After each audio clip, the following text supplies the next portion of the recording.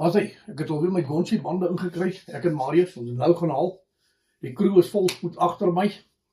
Right, eerste ding is, ek vat die Gonchi's, dan sny ek nou almal van hulle 22 cm.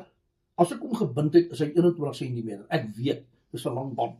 Van die ou sny hom 16, 15, 19, whatever. Ek sny hom universal, sodat jy hom kan sny en aanpas sodat jou drollengte is. So jy kry 'n universal band by my. Hier is hulle nou gesny, ek het hierdie vir myself gesny. Ek kan van dit verskaf ook saam met die 9 mm ammo. Hierdie snitte wat ek hier gesny het, is bietjie groot. Hy is 18, kyk hom daarso. Hy is 18 by 14. Wat hy? 18 by 14. Dis 'n bietjie swaar, maar ek skiet my 10 mm balbeerings met hom.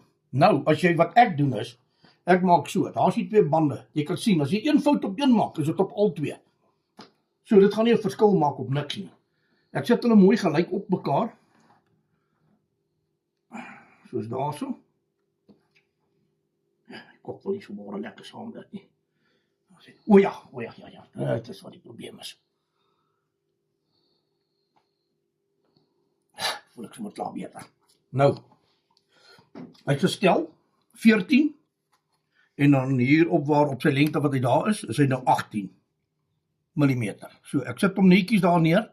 Kyk dat my band mooi bymekaar is. Vat my paai messie. Hardloop op een snit deur, nie 2-3 keer nie. En daar's hy. So ek gaan nou 'n klompie van hulle maak. En dan dan val ek terug na die 14, gaan ek terugval na 14-12 toe en na die 12-10 toe. So, dis die 3 verskillende bande wat ek gaan supply. Maar wat ons hier gaan doen is, ek wag vir my crown, ons het die crown bestel, bes moontlik in die week, voordat ek die video gaan maak, gaan jy by my en Marius, right, by crew, koop jy 'n band met sy ammo, wat aanbeveel is vir daai band. So jy gaan 'n 9 en 'n 10 mm balbering, sal jy kan skiet met hierdie band. Ag, dis buite die kwessie. Die band is te swaar vir hom. Jy gaan spoed verloor.